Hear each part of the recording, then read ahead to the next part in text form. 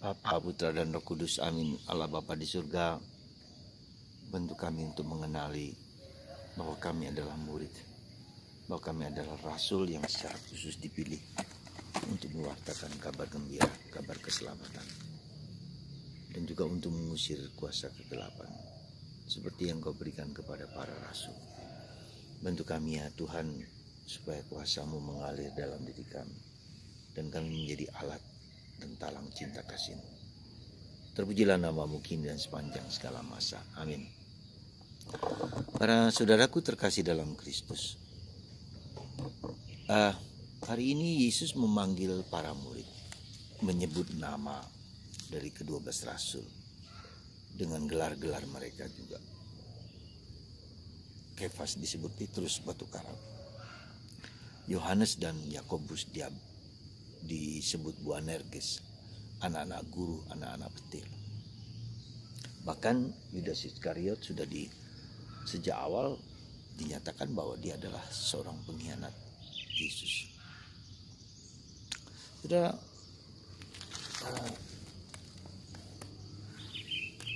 betulkah kita adalah murid Yesus?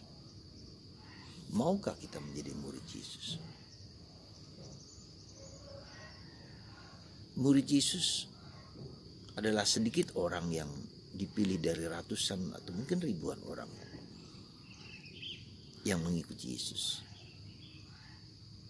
Memang tidak mudah, karena dengan mengikuti Yesus berarti mengikuti gaya hidup Yesus, mengikuti cara pikir Yesus, mengikuti kehendak Yesus. Dan itu bukan yang gampang, karena itulah hanya orang-orang tertentu, orang-orang yang dekat, orang-orang yang mau, orang-orang yang dipilih. Tuhan memilih kita, memilih Anda dan saya untuk secara serius menghayati hidup seperti Yesus. Mengikuti Yesus berarti bukan hanya bebek gitu kan, tapi sungguh-sungguh sehati, sepikir, seperasaan dengan Yesus, dan mengikuti penderitaan yang ia alami, mengikuti penolakan-penolakan yang ia alami. Itulah saudaraku terkasih dalam Kristus. Bersediakah kita untuk sampai bersikap seperti itu? Dan ternyata tidak semua orang bisa mau dan melakukan hal tersebut. Lebih enak menjadi penonton, lebih enak minta kepada Yesus, lebih enak untuk memohon dari Yesus. Ya. Jadi saudaraku terkasih, Tuhan memilih kita, Tuhan memanggil nama kita, Tuhan menginginkan kita untuk mendapatkan tugas yang luhur dan mulia. Karena tugas ini adalah tugas untuk mewartakan kabar gembira, bukan tugas untuk mewartakan diri sendiri. Tapi mewartakan kabar gembira, kabar tentang keselamatan, kabar tentang cinta Allah kepada manusia. Ya. Dan itu menjadi sesuatu panggilan yang luhur dan mulia, ikut serta dalam karya penebusan Yesus. Bukan hanya kita diciptakan, tetapi kita ditebus, kita diselamatkan. Dan itulah panggilan kita semua manusia. Tetapi apakah kita bersedia untuk mengikuti dia dengan akrab, dengan mesra? Kemana Yesus pergi dia mau. Kemana Yesus meminta kita untuk menjalankan tugas itu juga mau. Ketika kita menderita juga kita mau. Ya, dan itulah menjadi tanggung jawab dan konsekuensi dari mengikuti Yesus, dekat dengan Yesus. Pertanyaan saya kepada Anda semua, apakah Anda dekat dengan Yesus?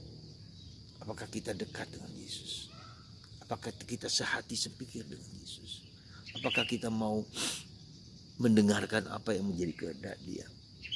Apakah aku berani meluangkan waktu untuk bersama Dia, untuk berdoa, untuk mendengarkan, untuk hening, untuk diam bersama Yesus? Pertanyaan-pertanyaan ini merupakan suatu indikasi bahwa saya mau dipakai Yesus. Dan apakah mengikuti Yesus karena tujuan dan motivasinya apa? Apakah tujuan dan motivasi yang sekedar saya mau mengikuti Yesus? Ya. Nah, itulah saudaraku terkasih dalam Kristus. Semoga kita semua memberikan jawaban atas pertanyaan Yesus, maukah engkau ikut aku? Ya. Beberapa hari yang lalu saya merasa ketika malam hari mempersiapkan bahan teks kitab suci untuk besoknya, ada satu perasaan dari dalam batin yang saya rasakan dan saya alami. Ya. Apa itu? Kalau saya mau mendekat dengan Yesus, mengerti dan memahami Yesus, apakah aku bersedia membaca teks kitab suci? Adakah doronganku untuk mendengarkan sabdanya lewat teks kitab suci? Salah satu indikasi itu, dan disitulah ada gerakan untuk semakin mau mengenal Yesus. Siapakah Yesus itu bagiku? Kemarin kita mendengar bagaimana setan-setan pergi ketika bertemu dengan Yesus dan mengatakan, engkaulah putra Allah. Setan pun percaya bahwa Yesus adalah putra Allah. Apa bedanya Anda dengan saya? Anda, saya, dan manusia yang percaya pada Yesus dan mengaku Yesus adalah putra Allah, dengan iblis yang juga mengaku Yesus sebagai putra Allah. Apa yang membedakan itu? Dan ini pertanyaan yang harus kita jawab sungguh-sungguh. Yang membedakan menurut saya adalah bahwa Yesus sungguh-sungguh Allah dan kita menyerahkan hidup kita kepada Yesus, dipakai oleh Yesus untuk kepentingan Yesus. Tetapi iblis adalah mengakui bahwa Yesus adalah Tuhan, tetapi dia justru membawa manusia keluar dari Yesus, menjauh dari Yesus. Ya.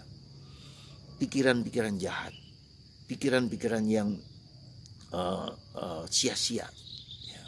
Kata-kata yang sia-sia, hidup dengan jelek. Ya.